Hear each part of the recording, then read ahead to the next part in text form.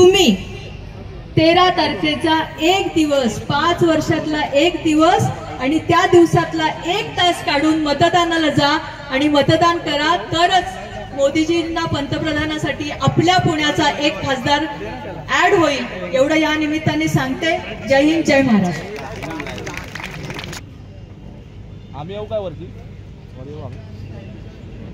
प्रसन्नता जगताप आणि मधुरीताईंच्या वतीनं या ठिकाणी फडणवीस साहेबांचा सन्मान या ठिकाणी करण्यात येतोय. महाराष्ट्राच्या आधुनिक राजकारणाचे चाणक्य, विकास पुरुष, भारतीय जनता पक्षाची मुलूक मैदानी तोफ, आदरणीय देवेंद्रजी फडणवीस साहेब, महाराष्ट्र राज्याचे लोकप्रिय उपमुख्यमंत्री, गृहमंत्री, संपूर्ण धन्यवाद त्यांचा आपण या ठिकाणी पाहतो. महाराष्ट्राचे विकास पुरुष यांचा सन्मान या ठिकाणी होतोय. सर्वांचं मनपूर्वक स्वागत.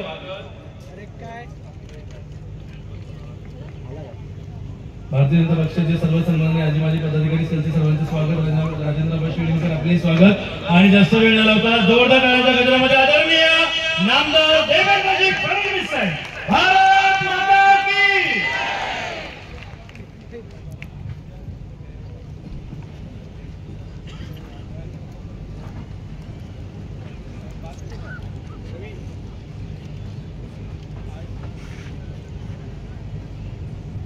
भारत माता की.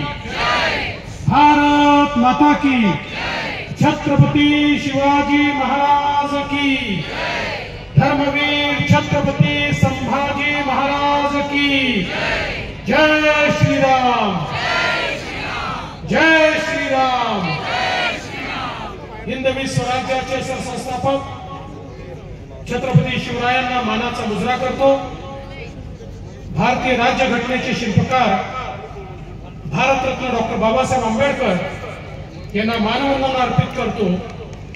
आणि या ठिकाणी मंचावर उपस्थित असलेले महाराष्ट्राचे उच्च शिक्षण मंत्री माननीय चंद्रकांत दादा पाटील, या विभागाच्या कार्यसम्राट आमदार माधुरीताई मिसाळ, माजी मंत्री हर्षवर्धन पाटीलजी, लक्ष्मणराव ढोबळेजी, सुनील कांबळेजी, धीरज घाटेजी, जगदीश मुळीपजी, दीपक बाबा मिसाळ, दिलीप कांबळेजी, राजेश पांडेजी, संजय सोनवणेजी, सुभाष जगतापजी, श्रीनाथ भीमानेजी, राजेंद्र शेळीमकरजी, किरण मिसाळजी, प्रशांत दिवेकरजी, जितेंद्र पोळेकर, वर्षाताई साठे, रुपालीताई गाळवे, रघुनाथ गौडा, मंचावर उपस्थित सर्व सन्मान्य पदाधिकारी.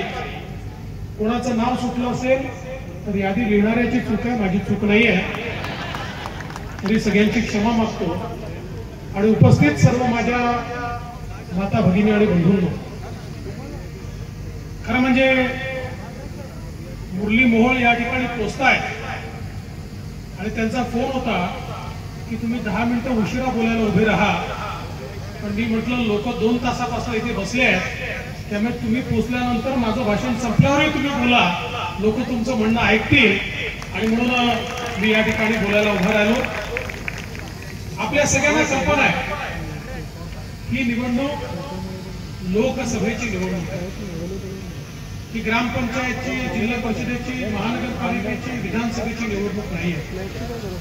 लोकसभेची निवडणूक म्हणजे पुढचे 5 वर्ष भारत देश कोणाच्या हातात द्यायचा, कोण आपला देश सुरक्षित ठेवेल, कोण आपला देश विकासाकडे नेईल, कोण जनसामान्यांच्या आशा आकांक्षा आणि अपेक्षा पूर्ण करेल, याचा फैसला करण्याची निवडणूक आहे. आणि म्हणून आपण ज्यावेळी आपला खासदार निवडून देतो त्यावेळी त्या खासदाराच्या माध्यमातून देशाचा नेता देखील आपण निवडून देतो. बंधू भगिनींनो, मागच्या काळामध्ये गिरीश भाऊ बापट यांना आपण निवडून दिलं होतं. अतिशय उत्तम काम केलं.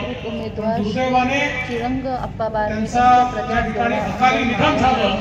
आणि आज एक तरुण तडफदार असलेल्या मुरली अण्णा मोहोळ माजी महापौर यांना आपण या ठिकाणी उमेदवारी दिली आहे. आणि मुरली अण्णांना दिलेलं प्रत्येक मत विजयी करा असे हे आवाहन थेट करण्यात आले. मोदीजींना दिलेलं मत आहे. पुष्पा त्यामुळे सावी, मुरली अध्यक्ष अण्णांच्या राष्ट्रवादी माध्यमातून काँग्रेस असेल, पुणे आपण जिल्हा, दोन सौमंगल गटांमध्ये ताई, विभागलाय. ताई, उपाध्यक्ष जसं महाभारताच्या युद्धामध्ये असेल, पुणे एकीकडे जिल्हा, कौरव होते, एकीकडे पांडव होते आणि संपूर्ण भारतामध्ये काही राजे पांडवांसोबत काही राजे कौरवांसोबत होते.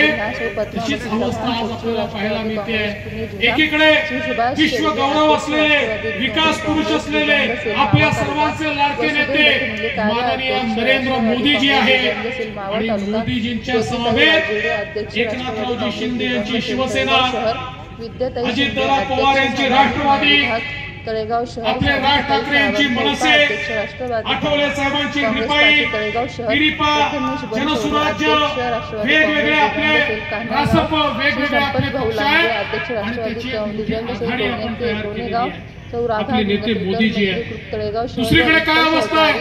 दुसरीकडे राहुल गांधी आहेत आणि त्यांच्या सोबत 24 पक्षांची खिचडी आहे.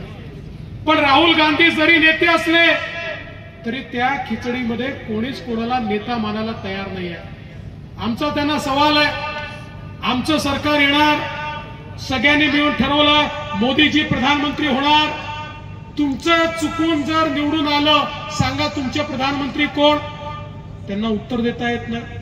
मग ज्यावेळेस पत्रकारांनी विचारलं तर सकाळी 9 वाजता एक भोंगा वाजतो त्यांचा.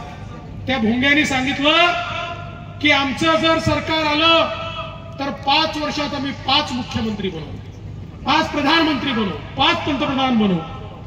आता मी म्हटलं 5 पंतप्रधान बनवायचे तर पहिला कोण बनेल? 24 पक्षांची खिचडी आहे.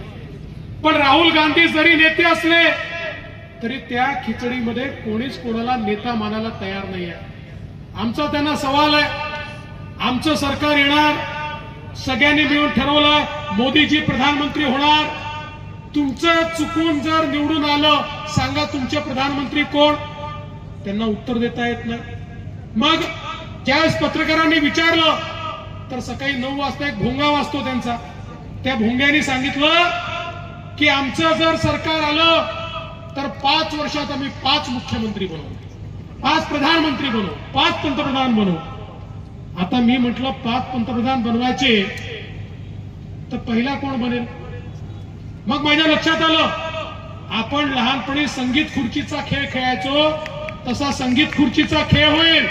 एक खुर्चीमध्ये ठेवली जाईल आणि मग हे सगळे नेते त्याच्या भोवती रिंगण करतील आणि संगीत बंद झाल्यावर जो पहिला खुर्चीवर बसला तो पहिला पंतप्रधान. मग पुढच्या वर्षी पुन्हा संगीत खुर्ची होईल, मग तो दुसरा पंतप्रधान. असे 5 वर्षात 5 पंतप्रधान हे करतील. माझा यांना सवाल आहे, अरे नालायकांनो, ही काही तुमची खासगी मालमत्ता आहे? अरे हा आमचा देश आहे, या भारताला मजबूत प्रधानमंत्री पाहिजे. हा तुमचा खेळ नाही आहे, हा तुमचा खासगी उद्योग नाही आहे, हा तुमचा कारखाना नाही आहे. या देशाला कणखर प्रधानमंत्री पाहिजे आणि तो केवळ आणि केवळ माननीय मोदीजी आहे. तुम्ही बघा, गेल्या 10 वर्षामध्ये मोदीजींनी या देशामध्ये चमत्कार केला. जगातले अर्थशास्त्री म्हणतात की मोदीजींनी हा चमत्कार कसा केला. 10 वर्षात मोदीजींनी 25 कोटी लोकांना गरिबी रेषेच्या बाहेर काढलं. 25 कोटी हा जगातला एक रेकॉर्ड आहे. आणि अति तीव्र गरिबी या देशामध्ये आता 4% पेक्षा देखील खाली आली. मोदीजींनी गेल्या 10 वर्षामध्ये 20 कोटी लोकांना कच्च्या घरातनं, झोपडीतनं पक्क्या घरामध्ये आणलं. 50 कोटी लोकांच्या घरी गॅस दिला. 55 कोटी लोकांच्या घरी शौचालय झालं. 60 कोटी लोकांच्या घरी आमच्या माता भगिनींना हंडा घेऊन नळावर जावं लागायचं, विहिरीवर जावं लागायचं, नदीवर जावं लागायचं. त्या 60 कोटी लोकांच्या घरी मोदीजींनी पिण्याच्या पाण्याचा नळ पोचवला आणि शुद्ध जल त्यांच्यापर्यंत पोचलं.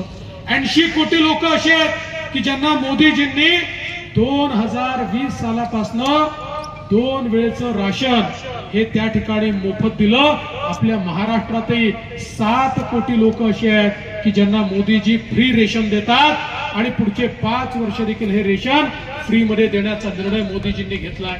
जवळजवळ 64-65 कोटी लोक असे आहेत की ज्यांना मोदीजींनी 10 लाखापर्यंतचं मुद्राचं लोन दिलं. आणि मुद्राचं लोन देत असताना पूर्वी कोणी बँकेमध्ये गेलं तर बँक मॅनेजर विचारायचा तुझ्याकडे तारण ठेवायला काही आहे का, किंवा तुझ्याकडे कोणी सरकारी अधिकारी तुझा नातेवाईक आहे का जो तुझी गॅरंटी घेईल, ते नसेल तर तुला लोन मिळणार नाही. मोदीजींनी सांगितलं यांची गॅरंटी मी घेतो. 64 कोटी लोकांना 10 लाखापर्यंतचं लोन विना तारण आणि बिना गॅरंटर मोदीजींनी दिलं. आणि सगळ्यात महत्वाचं काय, टाळ्या याच्यावर वाजवा, याच्यामध्ये 60% महिला आहेत की ज्यांना मोदीजींनी 80 लाख बचत गट तयार केली. त्या बचत गटांना 8 लाख कोटी रुपये दिले आणि त्यातल्या 3 कोटी महिलांना आता लखपती निधी मोदीजी बनवतात. आणि पुढच्या काळात या सगळ्या 10 कोटी महिला लखपती होणार आहेत. हे मोदीजींनी आणलेलं परिवर्तन आहे. मोदीजी म्हणतात एक पुरुष आपल्या पायावर उभा राहतो तर केवळ पुरुष पायावर उभा राहतो, पण महिला पायावर उभी राहते तर संपूर्ण कुटुंब पायावर उभं राहतं. आणि म्हणून महिलांना अधिकारिता देण्याचं काम मोदीजी करतायत. आज आमच्या मंचावर 20%च महिला दिसत आहेत, पण 2026 नंतर 50% महिला ठेवाव्या लागणार आहेत. कारण मोदीजींनी ठरवलंय 2026 नंतर 33% आमदारही महिला आणि 33% खासदारही महिला. आमचा पत्ता कट होणार आहे आणि महिलांचं राज्य हे मोदीजी या ठिकाणी आणणार आहे.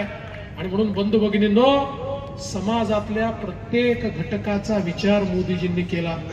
आमचे 12 बलुतेदार, पारंपरिक व्यावसायिक यांचा विचार करून विश्वकर्मा सारखी योजना या ठिकाणी आणली. सुतार असतील, कुंभार असतील, लोहार असतील, केश कर्तन करणारे आमचे भाऊ असतील, या सगळ्यांकरता विश्वकर्मा सारखी योजना आणली. आणि या योजनेच्या माध्यमातून 14,000 कोटी रुपये मोदीजींनी दिले आणि सांगितलं की या व्यवसायाला आधुनिकता आणण्याकरता, त्यांना नवीन प्रशिक्षण देण्याकरता आणि त्यांच्या पुढच्या पिढीने हा व्यवसाय लोकल ठेवायचा नाही, तो ग्लोबल कसा करता येईल याकरता त्यांना सगळ्या प्रकारची मदत आज मोदीजी करतायत. जनसामान्यांच्या जीवनामध्ये परिवर्तन करण्याचं काम आज मोदीजींच्या माध्यमातून होत आहे. आमचे जे या ठिकाणी ज्येष्ठ नागरिक आहे, आज एकीकडे 55 कोटी लोकांना 5 लाखापर्यंतचा इलाज तर मोफत दिलाच, पण 70 वर्षाच्या वरचे जे ज्येष्ठ नागरिक आहेत त्यांना यापुढे ज्या काही रेग्युलर गोळ्या लागतात त्या मोफत, इंजेक्शन लागलं इंजेक्शन मोफत, त्यांना हॉस्पिटलमध्ये ऍडमिट व्हावं लागलं ते मोफत, त्यांना शस्त्रक्रिया करायची गरज पडली ती मोफत, सगळ्या गोष्टी त्यांना मोफत देण्याचं काम हे मोदीजींच्या माध्यमातून होणार आहे. आमच्या दिव्यांगांकरता मोदीजींनी जर्मनी आणि फ्रान्समध्ये ज्या प्रकारचे कृत्रिम पाय बनायचे त्याची फॅक्टरी आपल्या भारतामध्ये लावली. आणि आज जे कृत्रिम पाय आपण दिव्यांगांना लावतोय, कालपर्यंत जे चालू शकत नव्हते, आज ते सगळे त्या ठिकाणी मोटरसायकलची किक मारतायत आणि मोटरसायकल चालवतायत. हे परिवर्तन मोदीजींनी या ठिकाणी करून दाखवलं. आणि आता तर सगळ्या गोष्टी त्यांना मोफत देण्याचं काम हे मोदीजींच्या माध्यमातून होणार आहे. आमच्या दिव्यांगांकरता मोदीजींनी जर्मनी आणि फ्रान्समध्ये ज्या प्रकारचे कृत्रिम पाय बनायचे त्याची फॅक्टरी आपल्या भारतामध्ये लावली. आणि आज जे कृत्रिम पाय आपण दिव्यांगांना लावतोय, कालपर्यंत जे चालू शकत नव्हते, आज ते सगळे त्या ठिकाणी मोटरसायकलची किक मारतायत आणि मोटरसायकल चालवतायत. हे परिवर्तन मोदीजींनी या ठिकाणी करून दाखवलं. आणि आता तर मोदीजींनी प्रधानमंत्री सूर्यघर योजना आणली आहे. या योजनेच्या अंतर्गत 1 कोटी लोकांनी ऑलरेडी अप्लाय केलाय आणि हळूहळू सगळ्यांना ती योजना लागू होणार आहे. यामध्ये मोदीजी केंद्र सरकारच्या पैशातून तुमच्या घरावर सोलर लावणार आहेत आणि ती लागल्यानंतर 300 युनिट पर्यंत वीज तुम्हाला फ्री मिळणार आहे, मोफत मिळणार आहे. आणि त्याच्यावरची वीज तुम्हाला सरकारला विकता येणार आहे. म्हणजे आपली वीज फ्री आणि प्लस सरकारला वीज विकून तुम्हाला पैसे देखील कमवता येतील. अशा प्रकारची योजना आज मोदीजींनी आणली आहे. या देशातल्या गरीबाला, मध्यमवर्गीयाला आधार देण्याचं काम हे मोदीजींच्या माध्यमातून या ठिकाणी चाललंय. बंधू भगिनींनो, आपल्या देशामध्ये पहिल्यांदा मोदीजी एक असे प्रधानमंत्री झाले की ज्यांनी शहरांचा देखील विचार केला. आपल्याकडे शहरांचा विचार कोणीच करायचं नाही. ही शहरं आवाढव्य वाढली. शहरांमध्ये शिक्षण, आरोग्य, रोजगार, मनोरंजन याच्याकरता लोक येत गेले. आल्यानंतर जागा नव्हत्या तर त्यांना झोपडपट्टीमध्ये राहावं लागलं. झोपड्या तयार झाल्या. सांडपाण्याची व्यवस्था नाही, पिण्याच्या पाण्याची व्यवस्था नाही, घनकचऱ्याची व्यवस्था नाही. आवाढव्य वाढलेली शहरं, अशा प्रकारची बकाल शहरं तयार झाली. 2014 साली मोदीजींनी शहरांना अमृत सारखी योजना लागू केली. शहरांना स्मार्ट सिटी सारखी योजना लागू केली. हजारो कोटी रुपये या ठिकाणी दिले. आज आपल्या पुण्याचंच उदाहरण घ्यायचं झालं तर प्रधानमंत्री आवास योजनेत 20,000 घरं या पुण्यामध्ये गरिबांना मोदीजींनी दिली आहे. आणि पुढच्या काळामध्ये प्रत्येक गरिबाला, झोपडपट्टीवासियाला पक्क घर हे मोदीजींच्या माध्यमातून या ठिकाणी मिळणार आहे. आणि एवढंच नाही तर आज आपण पहा, पिण्याच्या पाण्याकरता या आपल्या पुण्याला 24/7 सारखी योजना दिली. पुढच्या वर्ष दीड वर्षात ही योजना पूर्ण झाल्यानंतर पुण्याच्या कानाकोपऱ्यामध्ये सगळीकडे 24 तास पिण्याचं पाणी, दुसऱ्या तिसऱ्या मजल्यापर्यंत पिण्याचं पाणी हे लोकांना त्या ठिकाणी उपलब्ध होणार आहे. एवढंच नाही तर घनकचऱ्याच्या व्यवस्थापनाकरता आपल्याला मोदीजींनी मदत केली. आज पुण्यामध्ये कचऱ्यापासून वीज निर्मिती करण्याकडे आपण वळलो आहे. कचऱ्याचं त्या ठिकाणी जो ढिगारा होता तो आपण संपवतो आणि घनकचऱ्यातनं जे नदी नाल्यांचं प्रदूषण आहे ते आपण संपवतो. कारण मोदीजी आपल्या पाठीशी आहेत. आज आपण पाहू शकतो, मुळा मुठा नदीच्या शुद्धीकरणाची योजना 1900 कोटी रुपये दिले आणि त्या माध्यमातून संपूर्ण पुण्यातलं सांडपाणी जे आमच्या नद्यांमध्ये आमचं सगळं संडासातलं पाणी त्या ठिकाणी जात होतं ते सगळं पाणी शुद्ध करून आमच्या नद्याही शुद्ध होणार आहे आणि त्या ठिकाणी चांगलं पाणी देखील आम्हाला उपलब्ध होणार आहे. त्यामुळे चांगलं शहर तयार करण्याचं काम त्या ठिकाणी मेट्रोचं जाळं पसरत आहे. आणि मी माधुरीताईंचं खरोखर अभिनंदन करेन. मागच्या काळामध्ये हा जो स्वारगेटचा डेपो आपल्याला पाहायला मिळतोय, ही आयडिया आमच्या माधुरीताईंची आहे.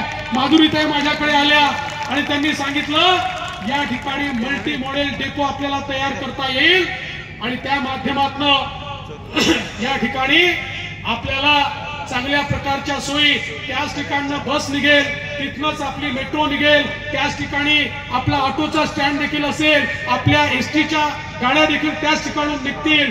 अशा प्रकारचं मल्टी मॉडेल, अशा प्रकारचा डेपो आज या ठिकाणी तयार होतोय कारण मोदीजी आपल्या पाठीशी होते. बंधू भगिनींनो, या पुण्याला प्रदूषणातून मुक्त करण्याकरता मोदीजींनी इलेक्ट्रिक बसेस दिल्या.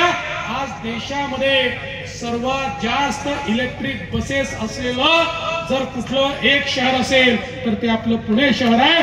आणि या पुण्यामध्ये भारतीय जनता पार्टी आणि महायुतीला तुम्ही महानगरपालिका देखील दिली आणि राज्यात देखील तुम्ही आपलं राज्य आणलं. मोदीजींचे आशीर्वाद आम्हाला त्या ठिकाणी प्राप्त झाले. आज आपण पाहू शकतो पुण्याला टेक्नॉलॉजी हब म्हणून आम्ही विकसित करतोय, IT हब म्हणून आम्ही विकसित करतोय. या पुण्यामध्ये नवीन एअरपोर्ट आता तयार झालाय, या ठिकाणचा रिंग रोड तयार होतोय आणि त्यामुळे मोठ्या प्रमाणात रोजगाराची संधी देखील पुण्यामध्ये तयार होणार आहे. देशाच्या काळानंतर जगाच्या पाठीवर मंदी आली. जगातले सगळे विकसित देश आज मंदीमध्ये आहे आणि विकसित देशांमध्ये महागाईचा पारा 15% वर गेलाय. एकमेव भारत देश आहे की ज्या देशामध्ये मोदीजींनी मंदी येऊ दिली नाही आणि महागाई देखील 6% त्या ठिकाणी कंट्रोलमध्ये ठेवली. आणि एवढंच नाही तर जगातल्या सगळ्या देशांमध्ये कोरोना नंतर उद्योग बंद झाले पण मोदीजींनी 2 लाख कोटी रुपयाचं पॅकेज दिलं आणि आपले या ठिकाणी उमेदवार मुरली अण्णा मोहोळ आल्यात. त्यांचं जोरदार टाळ्या वाजवून आपण एकदा स्वागत करूया. आणि त्यामुळे आज मोठ्या प्रमाणात या ठिकाणी उद्योगांना जिवंत ठेवलं. आणि बंधू भगिनींनो, आता स्थिती अशी आहे, जगाच्या पाठीवर 30 वर्ष चीननी फॅक्टरी ऑफ वर्ल्ड म्हणून काम केलं. जगाच्या उत्पादनाच्या 40% उत्पादन एक तर चीन करायचं, पण कोरोना नंतर जग म्हणताय आमचा चीनवर विश्वास नाही आहे. आता आम्हाला नवीन देशामध्ये जगाला वाटतं की आता आपण भारतामध्ये गेलं पाहिजे. संपूर्ण मॅन्युफॅक्चरिंग हे भारतामध्ये येत आहे आणि भारतात ते आलं की ते महाराष्ट्रात येतं आणि महाराष्ट्रात ते आलं की पुणे जिल्ह्यामध्ये ते येतं. त्यामुळे येता काळ हा एक नवीन मॅन्युफॅक्चरिंग हब या ठिकाणी तयार होणार आहे. एक नवीन पुणे हे आपल्याला या ठिकाणी पाहायला मिळणार आहे. एक आधुनिक अशा प्रकारचं पुणे हे आपण या ठिकाणी तयार करतोय.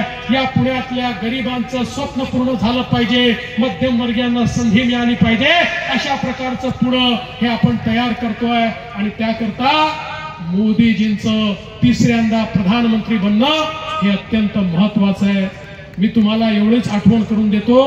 तुम्ही आठवा तो काळ ज्यावेळी मुंबईत बॉम्बस्फोट व्हायचे, पुण्यात बॉम्बस्फोट व्हायचे, वाराणसीला बॉम्बस्फोट व्हायचे, बंगलोरला बॉम्बस्फोट व्हायचे. काय करायचं आमचं सरकार? आमचे प्रधानमंत्री मनमोहन सिंगजी असतील ते बॉम्बस्फोट झाला की पाकिस्तानचा निषेध करायचे, पुन्हा बॉम्बस्फोट व्हायचा मग तीव्र निषेध करायचे, मग पुन्हा बॉम्बस्फोट व्हायचा मग अति तीव्र निषेध करायचे, मग पुन्हा बॉम्बस्फोट व्हायचा तर कागदपत्र घेऊन अमेरिकेत जायचे आणि म्हणायचे बघा तो पाकिस्तान आमच्याकडे बॉम्बस्फोट करतो, हे त्याचे पुरावे आहेत, तुम्ही त्याला समजवा. अमेरिका समजवायचंही नाही आणि तोपर्यंत दुसरा बॉम्बस्फोट व्हायचा. 140 कोटीचा देश इतका लाचार आम्ही कधी बघितला नाही. मोदीजी प्रधानमंत्री झाले, ते झाल्यानंतर या देशात बॉम्बस्फोट घडवण्याचा प्रयत्न झाला. 2019 साली ज्यावेळी बॉम्बस्फोट घडवला, आमच्या निष्पाप लोकांना आणि आमच्या सैनिकांना शहीद केलं. त्यांना माहिती नव्हतं या ठिकाणी आता मोदींचं राज्य आहे. मोदीजींनी थेट पाकिस्तानमध्ये घुसून त्या ठिकाणी सर्जिकल स्ट्राईक केला आणि आतंकवाद्यांना मारून टाकलं. बंधू भगिनींनो, तुम्ही बघा 2019 नंतर पाकिस्तानच्या बापाची हिम्मत झाली नाही भारतामध्ये बॉम्बस्फोट करण्याची. एक मजबूत भारत मोदीजींनी तयार केलाय. आता तर या भारताने चंद्रयान देखील उतरवलाय, या भारताने सूर्याकरता आदित्य एलवानी तयार केलाय आणि या भारताने एक असं मिसाईल देखील तयार केलाय, अग्नि मिसाईल. 60,000 किलोमीटर दूर कुठेही शत्रू असला तरी त्याला थेट जाऊन नेस्तनाबूत करू शकतं, अशा प्रकारचं मिसाईल भारताने तयार केलाय.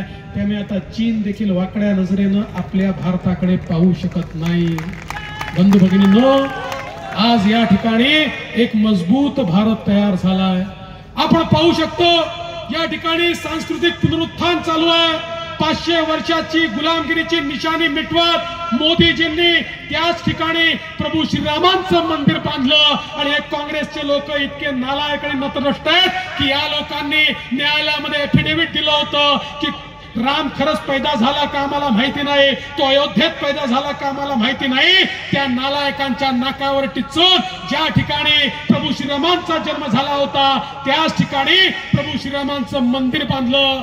पण हे इतके नालायक लोक आहेत की यांना निमंत्रण दिलं तर त्या ठिकाणी प्राण प्रतिष्ठेला देखील गेले नाहीत. यांना राम नको आहे, यांना हराम पाहिजे आहे, अशा प्रकारचे हे लोक आहेत. आणि म्हणून मी तुम्हाला विनंती करण्याकरता आलोय.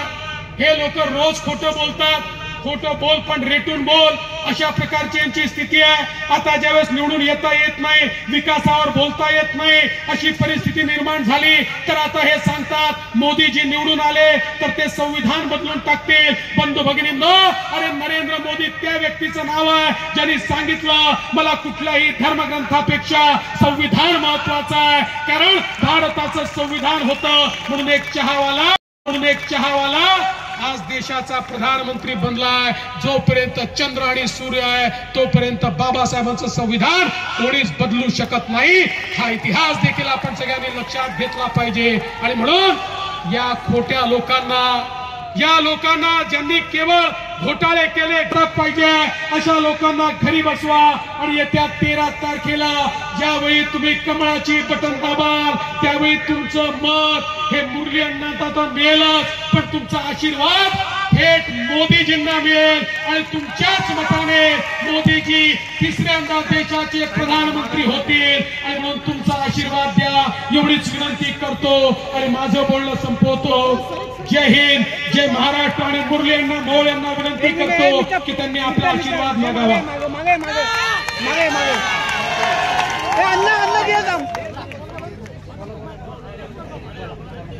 आदरणीय मुरली यांना जोरदार टाळ्यांनी स्वागत करूया.